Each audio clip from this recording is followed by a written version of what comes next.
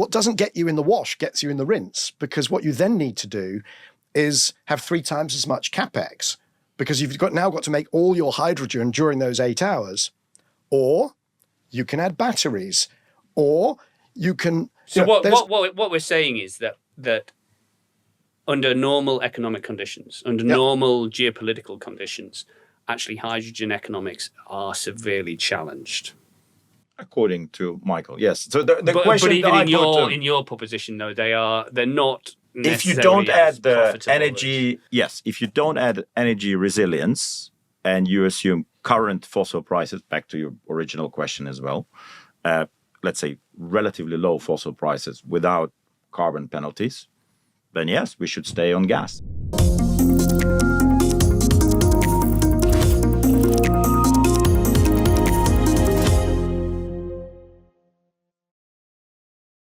Hello, I'm Michael Liebreich, and this is Cleaning Up. It was almost exactly 3 years ago, in a keynote at the 2022 Hydrogen World Congress in Rotterdam, that I came out as an outspoken critic of everything to do with the hydrogen economy. The chair of that day's proceedings was Erik Rakhou, gas expert, proponent of all things hydrogen, and BCG consultant. At the end of my remarks, he bounded up onto stage, shook my hand, and gave me a copy of his book, Touching Hydrogen Future, full of stories about the hydrogen economy. Erik and I have stayed in touch since then and sparred occasionally on social media. Last year, I was delighted to invite him onto Cleaning Up, and we had a fantastic, wide-ranging, very interesting conversation, which sadly was so long and meandering that we decided we couldn't put anybody else through it. So I was delighted when Erik suggested that instead we have a debate hosted by Andrew Critchlow, head of news at S&P Global Commodities Insights. And that took place last week as an S&P webinar. Now, under the terms of Erik and my deal, I'm publishing it as an episode of Cleaning Up at exactly the same time as Erik is publishing it as an episode of Global Tales of Carbon Transition. Erik is every bit as passionate about the low-carbon transition as I am, but, as you'll see, he's got very different views about how we should go about it. Please welcome Erik Rakhou to Cleaning Up. Welcome, everyone. Thank you for joining us today to discuss the subject of hydrogen.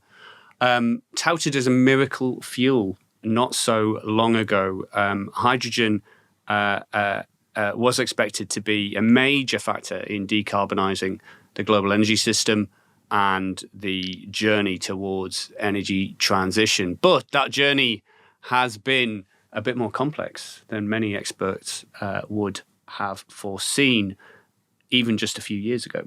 And to discuss this fantastic subject, controversial subject, I'm joined by 2 experts in the field and investors and thought leaders. Erik Rakhou, thank you for joining us. Author as well of recently published book, Touching Hydrogen's Future, Tour Around the Globe. And Michael Liebreich, founder of Bloomberg New Energy Finance, also a thought leader, analyst and investor, interested in all things hydrogen and energy transition. But you both have different views on this subject, right? I think probably, Erik, you're more bullish. Well, let's determine it. So will there be a hydrogen economy? I will argue no, but will there be a renewables plus hydrogen economy? I will argue yes. I think we need optionality in this world. I also agree with Michael's climate reset, except for section on hydrogen. I do think we need to start now. And if we look to where we were some years ago, it was millions and millions and billions of investments that were going to happen. This is not happening, but is now, since last 5 years, increasing investments? Yes, we've increased, and let me look at the IEA number, 9 to 16 times, depending how you count, in low carbon hydrogen, more investments in the last 5 years. We're going to increase fivefold, according to IEA, by 2030 in terms of volume from now in low carbon hydrogen. So the famous ladder of hydrogen, and this is the last I will say and pass to Michael for opening. The famous ladder of hydrogen is actually a really useful tool. You just need to focus on the top 2 layers. And if you do that and continue doing that, by 2050, we will have a climate reset. I will stop here.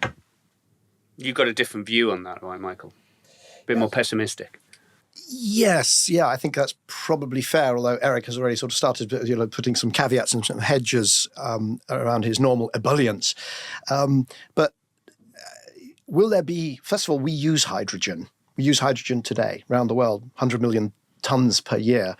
And it produces about, I think it's 2.3, 2.5% of global emissions. So it's not a nothing problem to solve the emissions from our existing hydrogen use. And hopefully, because climate change is real and we want to see that addressed as quickly as possible, those emissions, hopefully we will have clean hydrogen solutions, because that's not going away. That's fertilizers and that's petrochemicals. There's been a number of waves of excitement about hydrogen in the past. And you can go back, actually, we're probably in sort of wave number 4.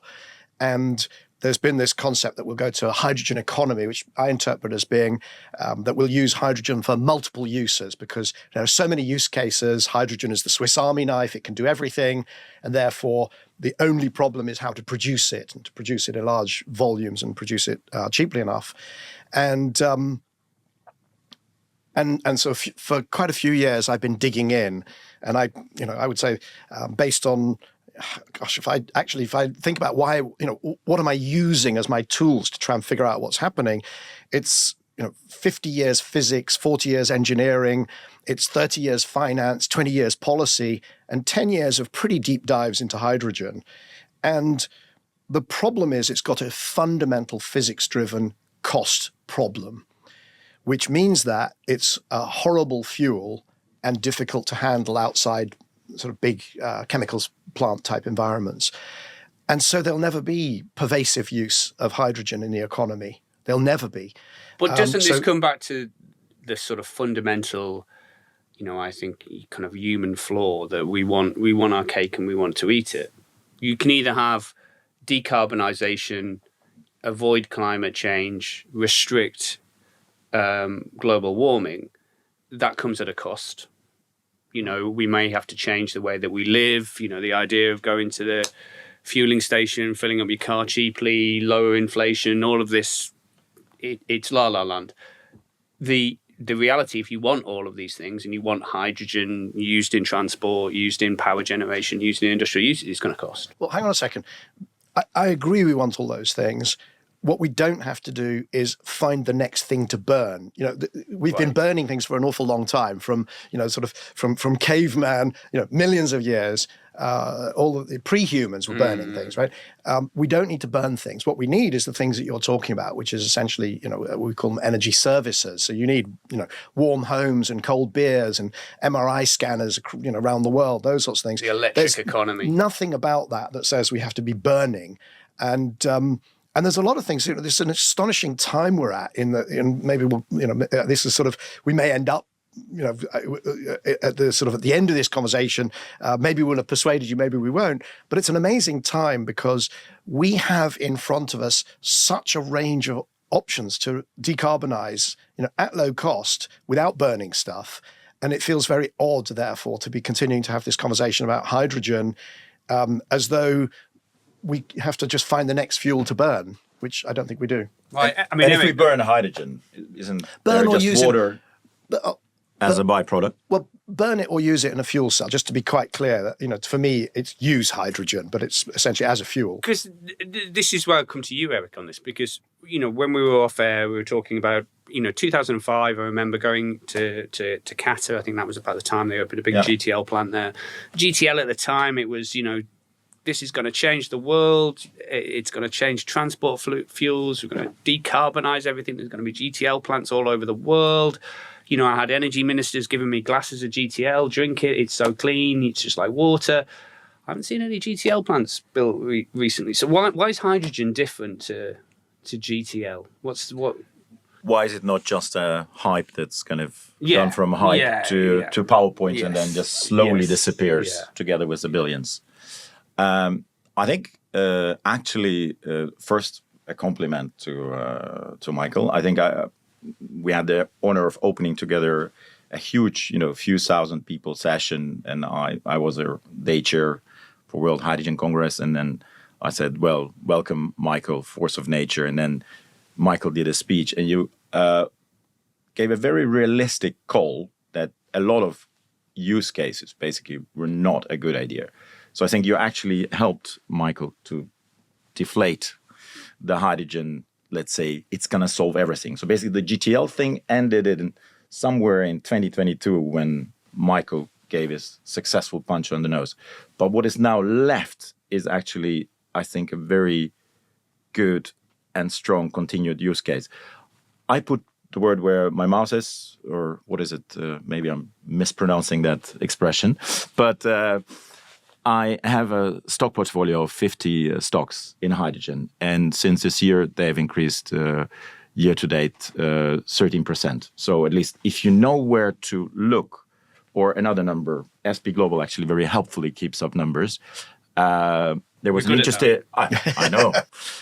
There were two interesting numbers. There were 4 times as many cancellations, but in parallel, there were 2 times as many very advanced projects. So and I think that's because people both listen to good advice of Michael that you need to focus on things that matter. So the top 2 layers of the hydrogen ladder, and in parallel, you have to actually develop your projects, bring down economics.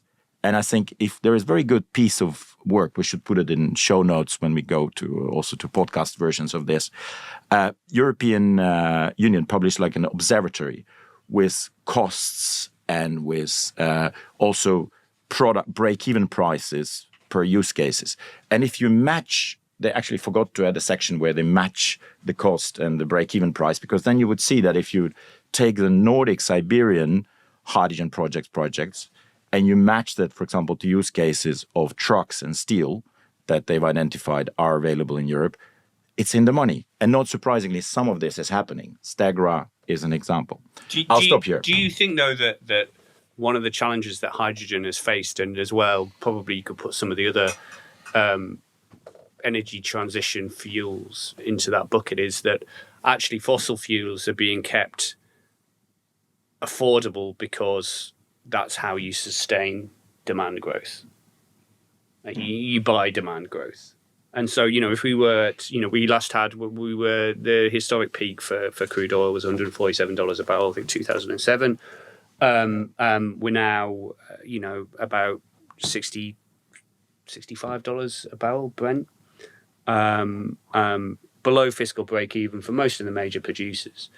A skeptic would say, well, they're just buying market share. They're buying future demand. They're trying to stretch out the long term, this peak demand narrative. But it makes things like hydrogen less competitive from an investor's point of view. Is that fair, or? I mean, thank you for giving me again the floor. I almost get the feeling that I'm allowed still to fight a bit more. I think. First of all, maybe first one very quick story. I got invited by Aramco to a workshop, and I didn't sign an NDA, so I can say it, where there was also, at the time I worked for BCG, then there was McKinsey, then there was a lot of other experts. And the topic of the workshop was, will hydrogen happen? And I thought, it was so good of Aramco to organize this. And I was wondering why, if you're 1/10 of global oil, you're so interested in what's going to happen to hydrogen. And interestingly, I think we are living in the age of peak oil. And if you look to kind of where oil still has a future, petrochemical industry perhaps, or, aviation, that is also, once you start looking on the ground, that's where we see some very promising stuff happening. So it's totally under the radar. Let's take aviation and ESAF. There are 94 projects currently globally. Only one of them, from Infinium, reached FID.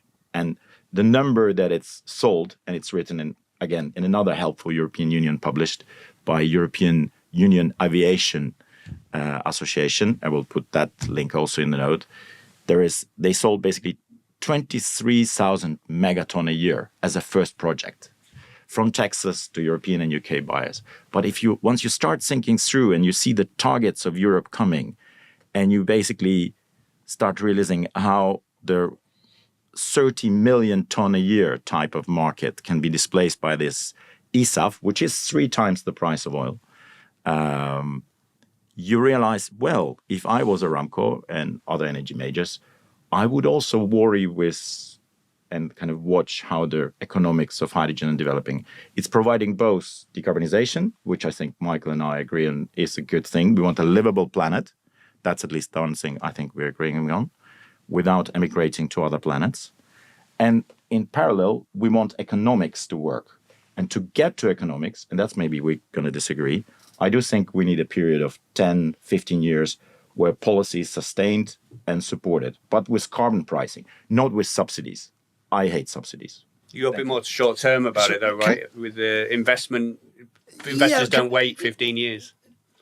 If I might, let me take on a few of these, because Erik has sort of he's laid out his stall quite extensively there. So first of all, EU figures for ESAF are not 3 times the cost, right? I don't know. I'm not familiar with Infinium and how they've done their numbers and whether they're selling at a loss with using their investors' money, whatever. I don't know. But the EU figures are that ESAF, and by ESAF, just to sort of make sure the audience is with us, that is taking CO2 out of the air, carbon capture, and then using green hydrogen, putting them together, and that is 12 times more expensive than jet fuel. 12. So what that means is, for instance, no one's flying business class on that, right? So what they're doing, so of course, so no one would fly if you did that. Yeah. So what they do is they say, you only have to blend 1% by 2030. That's the EU rules. But what that means is, if 1% of your fuel costs 12 times the fossil, then that drives 12% inflation in fuel costs. That's just arithmetic. You're going to make all thermodynamics. All European airlines will so then be uncompetitive. So because they all have to do the same, so they're going to be competitive with each other, but you're increasing the flight costs in Europe by 4%. Every holiday flight, every business flight by 2030. Now, that is a drag on the European economy. And it'll be sort of hidden in the technical details, right? This will be news to most of your audience that this is what's coming down the track, but that's what's coming down the track. So the numbers are not trivial. And then, to the question about,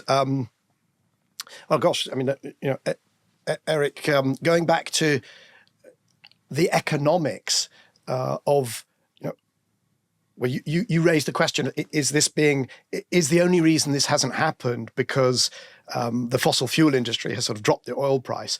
This is not out of the money by a small amount. This is out of the money by absolutely gargantuan amounts. Okay, so for instance, if you look at the European gas price, you at the peak of the following the Russian invasion of Ukraine, putting it into kind of hydrogen cost equivalents, right? So there's the TTF, which is the European gas price. If you put it into the equivalent of hydrogen prices, at the peak, it went to it didn't even reach 10 euros per kilo, right? So European hydrogen costs 6 to 13 euros to make. That's the kind of, when you go out and you try and build projects in Europe, they cost 6 to 13 euros. That's based on real data, not kind of spreadsheet exercises, but real data coming back from real projects. So even at the peak of Russia's invasion of Ukraine, driving up the prices, the hydrogen, you couldn't make a kilo of hydrogen cheap enough to be competitive. And so this is how uncompetitive it is. And so here we're going to disagree. Well, we can disagree, but it's data, so we can put It's that okay. into the show. No. We can put I it will into the come show back notes. with my data, Right? and I think then So it's data versus data. Well, yeah, data versus data, but this is the TTF, and this is compared to just turning the TTF into a hydrogen price. That number I agree. And so, I disagree on the other numbers, but let's come back to that. Well, so you could be as optimistic as you want about the cost of hydrogen in Europe. You can say, the €6 could become €4 and so on. They are. Fine, be optimistic. It's your job to be optimistic, right? We already know from your book and so on. But what you're looking at is, we should get some numbers out there which people can kind of rely on. So what happens is Europe uses about 7 million tons of hydrogen every year. And if you're switching to a more expensive source of hydrogen, let's say you're going to switch to something that's €1 more expensive. So instead of hydrogen that costs €1, which is fossil, you're going to move to €5, which is, to be honest, it's €5 is still optimistic. So you've got a €4 problem. Let's do it per euro, and then we can multiply. 7 million tons is 7 billion kilos, right? So that's 7 billion euros per year, that cost delta is. And then you need 15 years. So that's going to be 7 billion times 15 that you need to raise in project finance to get that built. But then you multiply it by another 4 because you've got a €4 problem, okay? So we're talking about hundreds of billions that you need to spend. And that's just for the existing hydrogen use. That's not steel. And you mentioned Stegra, and Stegra is in trouble having to raise extra equity. You know that. That's not just, that doesn't include steel. That doesn't include aviation fuel. That doesn't include long duration storage. That doesn't include trucks. That doesn't include anything else. It's just the existing use of hydrogen is hundreds and hundreds of billions. And so this is why the hydrogen reset, whether Erik agrees. He's very nice. He referred to a piece that I wrote called the Pragmatic Climate Reset, sort of 8 sections. One was we need a hydrogen reset, and he disagreed with that section. But it turns out that the European Court of Auditors agrees that we need a reset. The French Cour des Comptes agrees that we need a reset. The German Bundesrechnungshof agrees we need a reset. So Erik is just, he's fighting a losing battle here. This is just quixotic stuff. But listening to you and listening to the numbers, it sounds like the problem is that, it's broadly uneconomic in the current system. No one's going to finance this when you can put by a large margin. But actually, if governments want to make it work, and I'm looking at Europe, India talks a lot about hydrogen. China, a huge advantage if they could develop it. It needs a Marshall Plan level of state intervention. But before we get to that, you've got some issue with some of these. With the data. No. Well, first of all, let me say that I just always enjoy listening to Michael. You have such a beautiful English language, so perhaps I can learn from that. And now on data, that's where I do disagree. So on the TTF, your number €10 per kilogram, absolutely spot on. That was, August 2022, Russian tanks, rushing to Kiev, gas markets, totally in disarray. I have to disclose I've written another book. It's called Handbook on European Gas Market, and I've written it in 2014 or so. It's on Amazon. So yes, I do know a few things about TTF as well, and I think it's a great comparison. If you basically look at what we can make hydrogen for in Europe today, and that's in European reports. In Iberia and Nordics, we can make it for €4 per kilogram. And if you basically want energy security and you start blending in, for example, in gas grids, hydrogen, when those prices are as high as you mentioned, it's frankly immediately in the money. So at least if gas prices went again in that direction, then it's in the money. If we look at the gray, dirty hydrogen produced numbers, 20 period, last 5 years, they actually at a certain point reached 5.9. And that's a Hydrogen Europe figures one can also find. So again, if you don't have to be a big mathematician to see, Iberian Nordics hydrogen versus SMR-made hydrogen, it's actually would have been in the money. So I agree that there are also projects, and that's why, I mean, I'm not saying you're not telling the truth, Michael, just to avoid, you're basically giving the upper band. I'm giving the other band, yeah? And if you look at some of the projects, there are projects which are, 8 and 10. I agree. Let's not do those. Let's zoom out for one moment. As a preparation for this interview, I actually interviewed globally people from China, India, Brazil, United States, and few other, and Australia. And I checked what are the, let's say, current project prices, right? In China, Hydrogen Fuel Association, they actually provided me even by email when I said I'm going to talk to Michael. Currently, we have a $4 per kilogram figure we can provide. We are working by 2030 to 2.25 per kilogram, right? If we look to Australia, that's projects, there are currently projects which are around $5 per kilogram. They're working towards 3 to 4. If you're looking to Brazil, similar situation. If you're looking to India, $4 per kilogram. If we then compare with some of the projects that basically do have a demand for $5, $6 per kilogram, some of this driven by policy, I agree, then it's in the money. I totally support your calculation. If we have to bring in billions of subsidies, and I'm actually going to give a compliment to American government, they were going to burn a lot of money by giving $3 per kilogram on the Inflation Reduction Act. And they abolished that. I think that's actually a gift to hydrogen industry. Thank you. Why is that a gift? Because now industry is learning, also thanks to Michael, that you need to look at projects that are sustainable without subsidies where possible. Michael, I can tell that you're boiling to respond. Yeah, well, because the thing is there's sort of quite a lot to keep up with. So let's do hydrogen for resilience and this TTF question. There was 1 month when the Russians invaded Ukraine that the TTF price went above €5 per kilo equivalent. Which means that just using the number €5 per kilo, it won't be very different if you do 4 kilos because it was such a kind of spiky spike. That means that you would need to produce, you would need that spike to have taken, to be in, that spike to continue for 14 years, not 1 month, 14 years to be worth buying €5 hydrogen as a hedge. Right, and the problem you've got is supposing it spikes upwards, and you now suddenly want some €5 hydrogen to put in because it's like, it's gone up to 8, and now it makes sense. The gas trader, Erik's trading team would love to do that.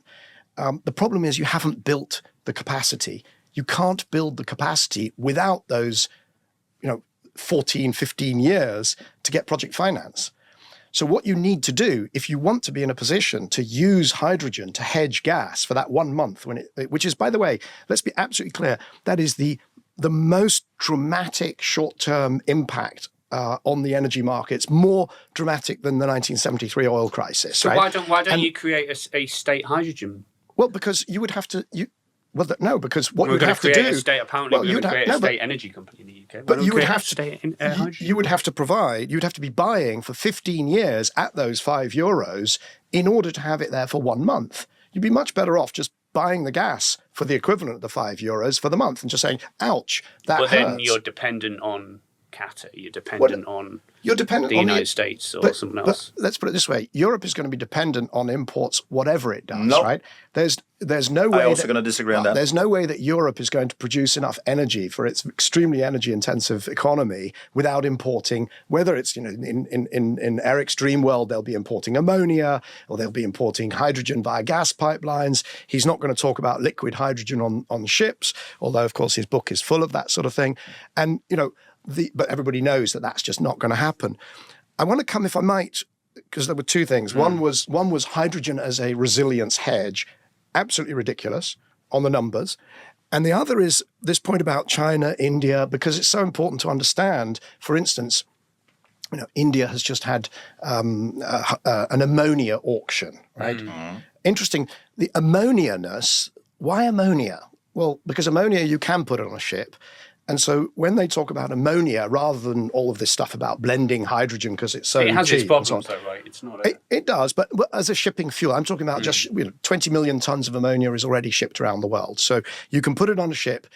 And the reason that India wants to do ammonia is clearly because they think that the Europeans are going to buy it. It's because you can ship it. Because what they've got is $600 ammonia. So that's already more expensive than the ammonia that's used in India for fertilizer. So no Indian is buying $600 ammonia, but they think they can sell it to Europe. But the important thing is that $600 is after the waiver of transmission fees, so that's another couple of $100 put on top of it. It's after a 30% capital allowance in a few of the states like Odisha, where you can get subsidies. So basically, the real cost of that ammonia in India is not $600. The market price is $400. The green stuff that they're auctioning is $600, but the real cost is nearer to $1,000, right? China, with all the transport, insurance, everything. No, that's on top with the subsidies. If you strip away the subsidies, because at the end of the day, the numbers are so colossal. I was trying to do the Europe numbers on 7 million tons of hydrogen, and you multiply it through, and you would need essentially just multiply the €4 problem by the 15 years by the 7 million tons. The number actually comes to around over 400 billion of subsidy, of money that the treasury subsidy. that the treasuries need to put on the table. They can put it on as a carbon price of €500 or whatever they want to do. But the fact is, that's real money that's a real drag on the economy. So it's only going to work if you can really shrink that number. And the problem is, Michael, you in can't. Climate Reset, you do argue for carbon price. Sorry? In Climate Reset, you do argue for carbon price. But not carbon. $125 dollars per ton, right? Well, but these numbers, hydrogen, to make these things work, and of course, the hydrogen community never wants to say, well, actually, look, in this country, in the UK, our government spending 2.4 billion pounds. You were going to say 240 I was going to say 240 billion pounds. Rachel Reeves, if you're listening to this, no, 2.4 billion. But what's completely non-transparent is what is the carbon price? If you look at the projects, the things it's going to be spent on, what is the equivalent carbon price? Because we have a carbon price in this country. Don't know what it is today. You may know, sort of 40, 50 pounds, something like that, so. Right? And then they're spending 2.4 billion on things that are well into the hundreds. Right? And that's the problem. Ammonia shipping fuel, hundreds, $250 carbon prices required, even at these kind of fantasy, ammonia prices in China. If you take what you've got with ammonia, market prices are sort of around the $400 a ton. Every $100 above that, you need a carbon price of about $70-something to justify it. So if you've got $800 ammonia, which is essentially what you can get out of Australia or out of the GCC, out of the Gulf, you've got a $400 per ton problem. You multiply it by the $70 per of carbon price that you need. You assume that's a 280 fixed non-moving gas price. Eh? Sorry? You assume a certain gas price for that 400 ammonia. Yes, because we're about gas to price see do you assume? So look, I'm doing it on. I'm not a brilliant gas strategist, so I'm going to take today's gas price, which is giving today's ammonia price of 340, 400 in places where there's lots of gas. Now, you could say, well, what happens if the gas price doubles and you still don't get to $800 a ton ammonia? Not by a long way, right? And by the way, those friends of mine who are brilliant gas strategists, and Andy, you may be one of those. I'm sure you know some. They're looking down the barrel of a glut of gas, of LNG coming onto the market, right? So we had the Russia invades Ukraine. I was writing in the Telegraph about 10 years ago, warning about a glut of LNG coming down. And what did we see? And what did we see? We saw was widely criticised for it at the time. But we saw the $14 per MMBTU in Europe drop to 6.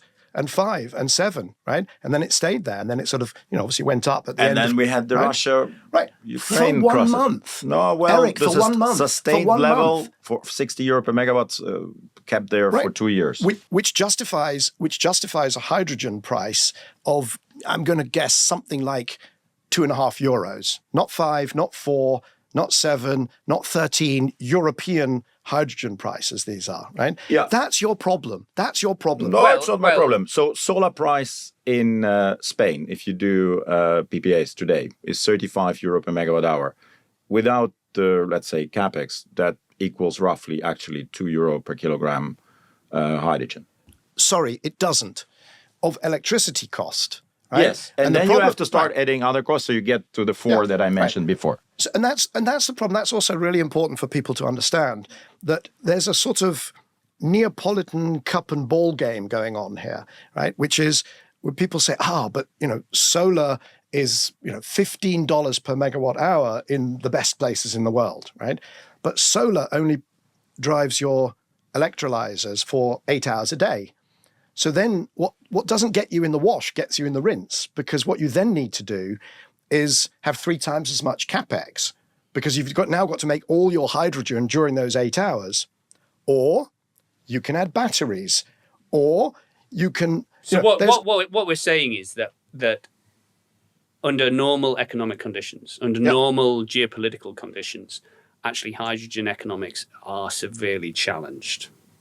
According to Michael, yes. So the question, but even in your proposition, though, they're not. If you don't add the energy, if you don't add energy resilience, and you assume current fossil prices, back to your original question as well, let's say relatively low fossil prices without carbon penalties, then yes, we should stay on gas. I think actually Climate Reset, interestingly, also has a section where, Michael, you say, okay, I've thought about it, and we probably need to keep gas for the last 10%. But the technology will have a say in this. So I think absolutely. And frankly, I'm let's say, there's only one thing, Michael, that troubled me about your kind of Climate Reset.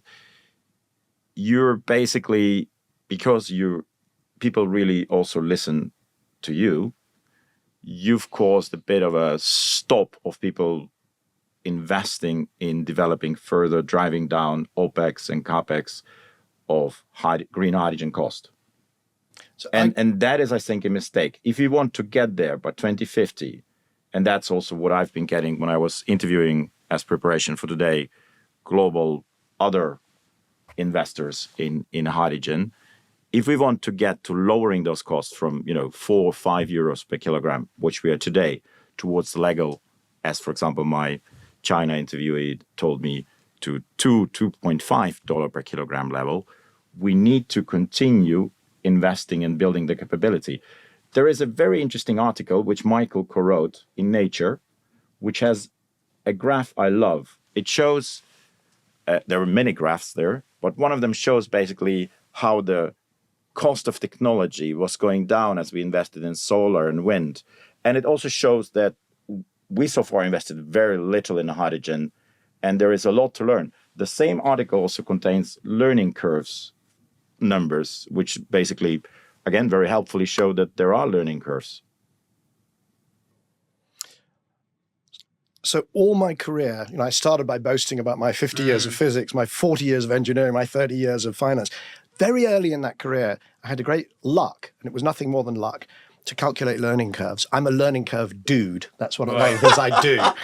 And I've done them for bizarre industries like rock quarrying and printed circuit boards very early in my career, because they were a big thing, you might remember.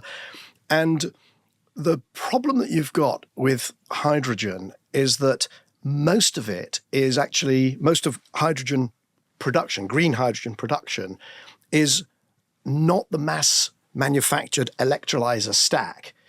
What it is actually a chemicals plant, right? It's a chemicals plant with a substation, with lots of civil engineering, things like blast walls.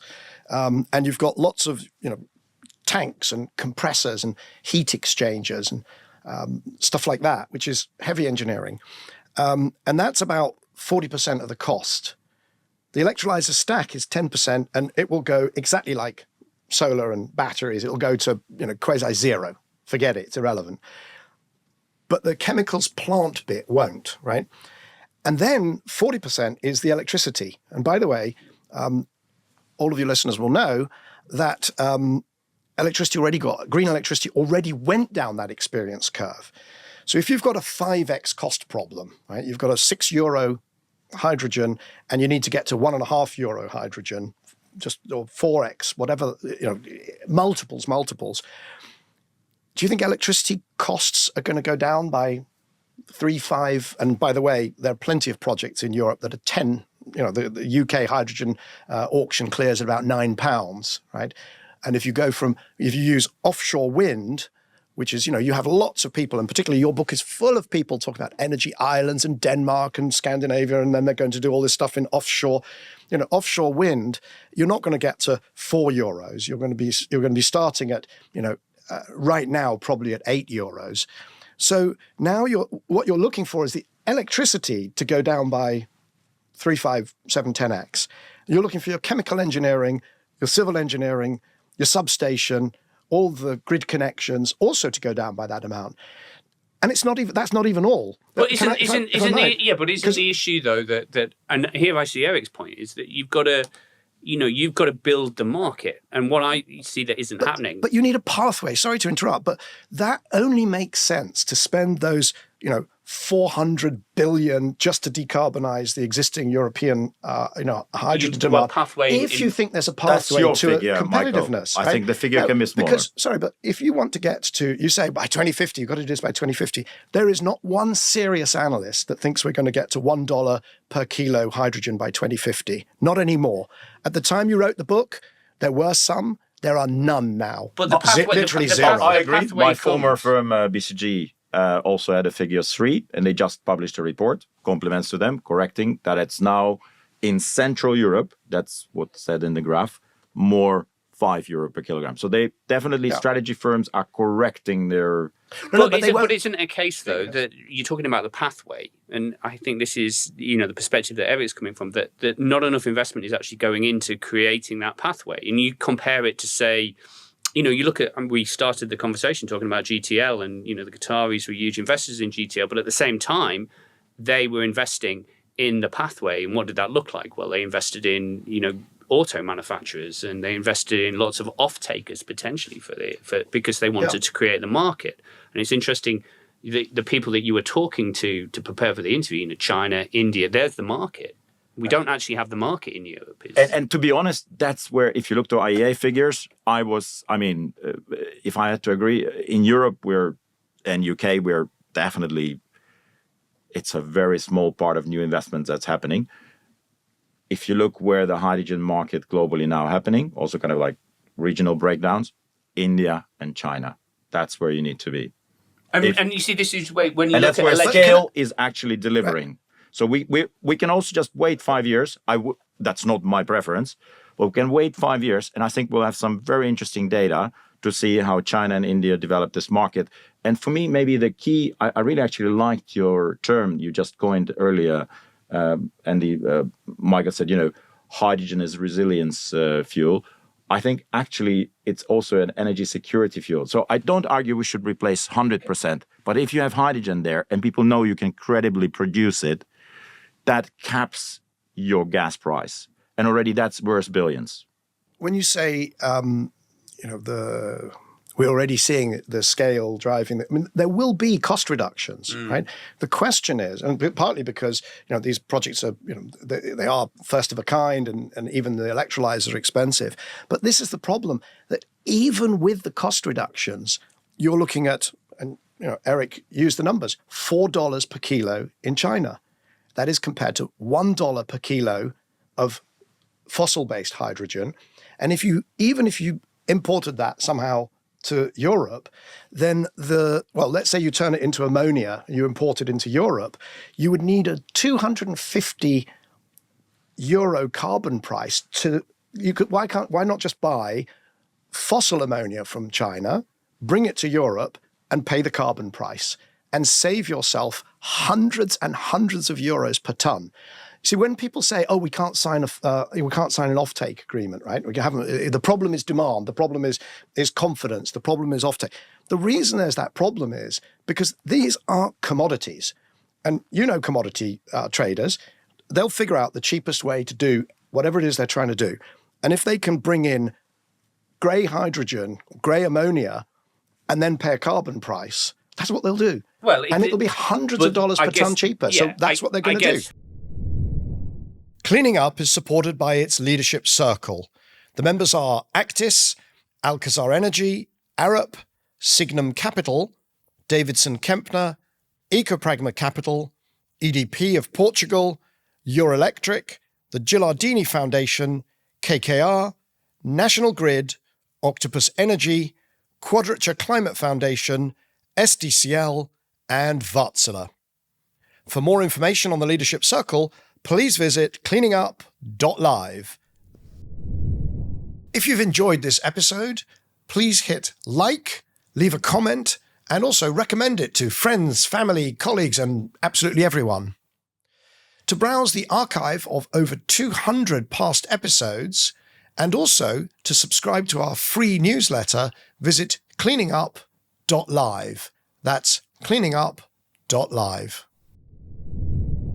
This is where I'm going to with the question, and it's around technologies, that if you look at what sustains the fossil fuel industry, yes, petrochemicals, and we can talk all about that, but actually it is the three key things for human existence: transportation, heating, and cooking, ultimately. You've got to feed yourself, you've got to keep yourself warm, and you've got to get from A to B. And actually, fossil fuels are very good at that. Actually, the big disruption in fossil fuels has come from the electrification of transport. And that's the big, if you were to think, actually, in all our lifetimes, actually what we're seeing now in transportation, especially passenger transportation, is quite unprecedented, because for the first time in 100 years, the automobile is being seriously challenged, or the internal combustion engine is being seriously challenged by battery electric vehicles. And they are better pretty much on every measure. They don't need servicing. Running costs are lower. Yes, they're a bit more expensive to buy, but even that's coming back. The technology's better. They park themselves. They're just good. But that doesn't exist for hydrogen. What is the end use case for it? Can I suggest that you're right, you've got your finger right over the key difference between Erik and me. Right. Which is, I've got a business, yes, Pragmacharge, which is delivering electric HGVs cheaper than diesel today without subsidies. Can we do it in every country in Europe? No. Can we do it on every route? No. But what we know is that the trucks are going to get cheaper, the batteries are going to get better, et cetera, et cetera. So we can do that today. So that's what I'm doing. Erik talked about his portfolio, which actually I want to come back to, because that's pretty funny. And would you then also tell if you have invested in hydrogen as well? I do have hydrogen holdings too, which we can dive into. I'm not sure why that's relevant. But anyway, the difference is that Erik, in 2023, right, it's only 2 years ago, he writes this thing, which is Jules Verne-style stories. And you can read this, and I do encourage people. It's very, very good. You can get it on Amazon. Erik will probably, and you can download it for free. Yes, EuropeanGasMarket.eu. And it is full of stories about the hydrogen car, the Toyota Mirai, and the incredible, it's full of people, because it's different chapters written by different people. They're all about to jump in a Mirai as a taxi, right? Because of the tremendous success of the Hype. It's called the Hype taxi in Paris. Hype no longer uses hydrogen taxis, right? So the flagship of Mirai use is not, has stopped using hydrogen taxis. Hydrogen trucks, as I say, what am I doing? Electric trucks. So you can go through use case after use case. What do we use hydrogen for? Fertilizers, petrochemicals, and given the horrendous cost problem and the fact, I'm afraid, that the learning curves are not as steep as solar and batteries. They are learning curves associated with chemical engineering, civil engineering, electrical engineering. So you just don't see a future for it in transportation? No, not at all. Even hydrogen though, people are building engines for it. We can have we can have I think bubble off-road, after bubble. I would disagree. On massive, only if policy sustained. And I do know that there are, I cannot mention the names here, but I do know there are companies that, based on policies, do invest in fuel cell-based vehicle. But it's not going to be massive. I absolutely agree.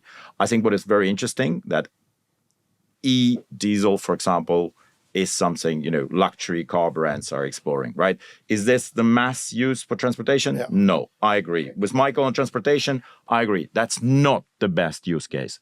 But there are two layers of Michael's hydrogen ladder that are useful. Let me deal with this. I mean, I put as a joke, I put onto my hydrogen ladder, I put muscle cars because, yes, if you want to drive from Abu Dhabi to Dubai in your Ferrari and you wanted to make the right noise, approximately, you probably need an e-fuel, if you want to do it low carbon. Off-road, but that is a very small niche. This happened in 1980, by the way. Exactly. People converted their cars to run on gas. My father actually, he converted his Land Rover to run on gas. It blew up. So this would be. I'm sorry. Sorry. I feel your pain. I feel your pain. Okay, that's good. I'm wearing his watch. Oh my God. Okay. But by e-fuels, what Erik and I mean is. A petrol equivalent to the exact same fuel, but made using hydrogen, right? So that's a tiny, muscle cars is tiny and old timers. But, off-road vehicles, and obviously, we're sitting here in the UK, there is a major manufacturer of diggers and, I can't imagine backhoes and all that sort of stuff. Can't imagine who. But, to fuel them, you have to bring the hydrogen from somewhere, right? And I wonder how many of the audience know that, we've all seen diesel tankers, right? You've all been, gone along the motorway and you see a diesel tanker and it's a great big thing full of diesel. Do they know that if you want to transport the same amount of energy, the same amount of fuel as hydrogen, there would be 16 of those tankers going along the motorway to the same building site, right? So we've got the Lower Thames crossing, and apparently they want to use hydrogen for their non-road. It's called non-road mobile machinery. The kind of the category in the stats. We have 1,500 kilometers of pipelines in Europe where hydrogen is transported daily. Let me finish. You're not going to transport hydrogen by pipeline to the Lower Thames crossing for a few years of building. In right? Europe, let's be real. Okay. In Northwest Europe, there is already an existing network, 1,500 kilometers of hydrogen transportation, works perfectly. If I might just finish rather than do the gish gallop about pipelines. Sorry, right? So what you're not going to have is 16 tankers delivering hydrogen at 700 bar, which is what you need to do, to construction sites or into the middle of the forest to chop down some trees or to build a road and so on. It's fanciful. It's fanciful. And I think that it's time that we sort of said, like the European Court of Auditors and the Cour des Comptes and the German, auditor, we just said, look, we really, it's been great. It's been fun. It's wonderful to have Jules Verne style stories and entertain the children, but that is not energy policy. Yeah, but there are some serious people looking at that. As we discussed, I met a former leader of a major political party in the United Kingdom, a former member of the ex-coalition government a few years ago, who is seeking to find a solution to hydrogen transportation. I applaud him for seeking. But I would respectfully suggest that he is seeking in the wrong place. Right. He is seeking in the wrong place. So the pipelines that you're talking about, Erik, in Europe, they are being laid as we speak. There is already an existing network of 1,500 kilometers run by incumbents running the grey hydrogen. And it basically shown that it's economic to have a network and to share the risks of disruption of production and do storage and manage flexibility at a cost. And now we have the European gas operators who started in Germany with help of German government insurance scheme, constructing pipeline systems. Once those systems are out there, and there are people globally planning to import ammonia, crack it to hydrogen. So the global trade ecosystem in the 2030s, if you look well enough outside this room a bit to the future, you can see that there will be a global trade in hydrogen through ammonia. There will be pipeline system in Europe connecting the petrochemicals, the chemical industry, probably a few steel plants to a hydrogen ecosystem. Will there be millions of hydrogen cars? I have to agree. That part you have to read in the book. I'm not seeing it in the next 10 years. And let's face it, LNG as an industrial process is far from, well, I'm not going to say it's far from safe because someone will take issue from that, but there have been accidents and no one really wants to know what happens if something bad goes wrong on an LNG vessel. You had a huge explosion in Algeria, I think, 25 years ago now? Iran? Yeah, I think now LNG industry is very safe. A lot safer, but when it started out, it wasn't. And the technology improved and they got there. And we have a lot of experience, like I say, because of hydrogen is not in itself a new molecule. In fact, it's all around us. The incumbent companies have a lot of know-how in working with hydrogen. We have existing hydrogen systems. So I think safety is not the reason.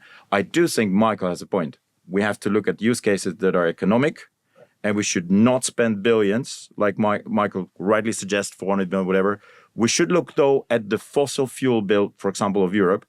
Between 300 and 400 billion a year we spend on fossil fuels. If we can keep managing that through hydrogen as a resilience tool, just for part of that volume, note that everybody who sells us fossil fuels in Europe knows that if the price goes again, like in Russia-Ukraine crisis, to 10 euro per kilogram type of equivalent. Well, it bails out most European governments. When you've got France and the UK on the verge of... Then we can do alternative. As always, unfortunately, we've got sort of 3 or 4 hairs that Erik has started running here. Coming back to the resilience, right? You can only blend in your 10 euro hydrogen or your 5 euro hydrogen if you have built it. But to build it, you have to pay that day in, day out for 15 years. Okay, so please let's not have this resilience discussion. The second thing is, Erik's mixing whether there'll be a global trade in ammonia with pipelines, right? You notice he moved off pipelines very quickly. So Germany is trying to build 18 billion euros worth of pipelines. There's a lovely project. My favorite project, actually, is where RWE is making hydrogen and Total Energy is going to use the hydrogen, right? Now, the cost of the project is such that 80% of the cost of that would have to come from subsidies or regulatory support.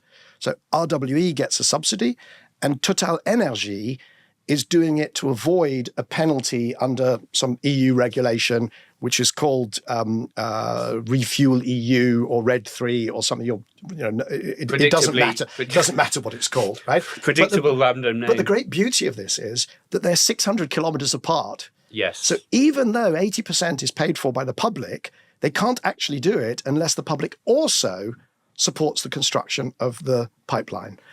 The mechanism Germany has put in place because if you build a pipeline and then you charge its costs to the first users, obviously that would be ridiculously expensive and you kill everything.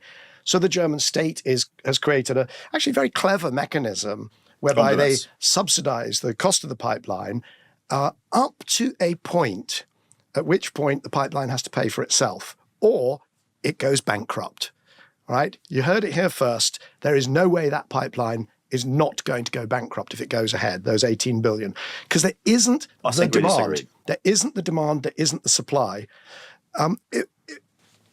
Shared infrastructure and public support right, now let me come to, well, no, but you look, you do shared infrastructure if at some point there's enough volume to cover its cost. If there is never enough volume, don't do it.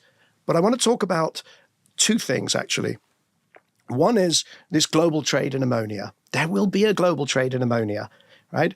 But ammonia trades in the global markets at $350, $400 a ton, $500 a ton. At current gas prices. It does not trade at $800+ a ton, right? Not at the Plus moment. cracking it back to hydrogen to use a hydrogen infrastructure that, as I say, won't exist. And right? it's not without its problems. And ammonia, well, as a shipping fuel, in other words, what you put in the engine, it's not nice stuff. It's not nice stuff. We do actually ship 20 million tons, as I said. I do want to bring one other thing into play, which is green hydrogen for green ammonia. There's one other thing which is not in the public debate nearly enough, which is that every green hydrogen project has to have green electricity, right? And green electricity is the stuff we should be using, right? Green electricity, you can use it in China, in India, in exactly the countries which are going to be the cheapest to make whatever And high that's cost, what they're right? very keen to talk about in India at the moment. But what they should be doing is pushing coal off the grid, because that, if you just look at ammonia, so take your electricity and use it to push coal off the grid, or take the same electricity and use it to make ammonia, that has, first of all, the ammonia route would have 1/3 of the impact on emissions that getting rid of coal would have. So you're doing 1/3 of the good by making that choice. You're also dramatically increasing the capex required. So you're spending huge amounts of money to do 1/3 of the climate good. And I have not heard a single person give a good reason why that's a good idea. Electricity grids, 10 to 15 years waiting lines, also, I think, in UK. Stop spending money on hydrogen and fix that problem. Fix grid problems, right? Because it's cheaper than hydrogen, faster than hydrogen, and has a bigger impact on climate than hydrogen. We are trying to fix it. We cannot yet fix it. I think if we're living in a world... we're being distracted by hydrogen and not fixing it. If you were living in a world where just, there was renewables, one line, and then option to electrify hydrogen, you were absolutely right. There are multiple factors: geopolitical resilience, grid problems, economics of starting now and building up the sector capability. When you add that up, in that world, I think we need optionality to have a livable planet. It looks like, at least we perhaps will have to agree to disagree. I think we need the optionality, including hydrogen. What I'm hearing, Michael wants to pick winners. It's okay. I mean, this is, of course, I want to not pick losers, right? Let's be clear about this. Well, this is actually, because we are getting close to the wrap up, but this is actually where we wanted to go with this. So I think picking winners is a good way to end here. And, for our listeners, everyone wants to pick a winner. No one wants to pick a loser in this game, right? So, Michael, your winners here are really ammonia, hydrogen generated from clean electricity, but fix the grid first, and lots of other good things then can happen from that. Yeah, and I think, just to be complete, I think, and by the way, this is not my starting point for preference, but having really, really dived into the economics, to fix that 100 million tons a year of currently grey, fossil, dirty hydrogen that we produce, the cheapest way to do it is going to be what they call blue hydrogen. So it's going to be fossil, but with some form of carbon removal. And there are lots of people running around going, oh, that's impossible and it couldn't possibly work. What they really say is they hate oil and gas companies so much that they want to spend trillions of dollars more on a fantasy route to solve that problem. So yes, my solutions are blue to fix. It's a good way to fix, right? To decarbonize. Yeah. And it's done by, these companies have got fantastic engineers, they've got pipelines, they know how to do this. Force them to do it, and to do it properly. Properly means dealing with, fugitive emissions, leaks, and really capture the carbon and so on. And then electrify. And Erik, your perspective seems to be more of everything, actually. That it still does have a use at an industrial scale, at a domestic scale. It's more of everything, including all three main but without hydrogen overspending on subsidies. I think carbon price we do need. I do believe in an energy dominant world where every country, including Europe, would like not to be importing, and we see that in China and India. So I do believe also in top two layers of Michael's hydrogen ladder. We should focus on that. So in fact, I invite you to fold the ladder to a stairs, also take a long willingness to pay, and focus on the top two with a carbon price, but blue and green, because we need the time to build the technology and knowledge. And I know, Michael, we talked about it, you don't like hydrogen museums. So I'm actually launching a different project, because I think you were right. We don't need a hydrogen museum. I do think we need a children's book for 5-6-year-olds on hydrogen. Well, it's a serious point, though. Building hydrogen into raising energy education, I think, is a deficit in how we need creativity of our children to resolve differences of two smart people like this is Michael and I. Final point. I'm going to be in trouble with it. Telling another generation of children that hydrogen is the solution, I think, is pretty much at this point with our current knowledge of thermodynamics, current knowledge of the economics of this stuff, current knowledge of 50 years of failure to do this stuff, misleading another generation of children into believing that they can break the laws of physics, which is what drives this, is almost tantamount to child abuse. And on that note, I disagree. Thank you both. Delighted to be joined, Michael Liebreich, Erik Rakhou. This has been a great conversation. I would be delighted if you both come in and do it again. Let's make this a regular thing. Maybe not once a month. Maybe once a quarter. But a fascinating subject, and I've learned a bunch. Can we applaud our moderator? That we can agree 100%. You've done a fabulous job. Thank you so much. Thank you. So that was my debate with Erik Rakhou, hydrogen fan, founder and managing director of Rakhou Associates, recorded at the S&P Global offices in London. As always, we'll put links in the show notes to resources that we mentioned in our conversation. So that's my remarks at the 2022 Hydrogen World Congress in Rotterdam, and Erik's book, the 2023 edition of Touching Hydrogen Future. With that, I'd like to thank S&P Global for hosting our debate, Andrew Critchlow for moderating it so patiently, Oscar Boyd, our producer, Jamie Oliver, our video editor, the team behind Cleaning Up, and the Leadership Circle, without whom, of course, none of this would be possible.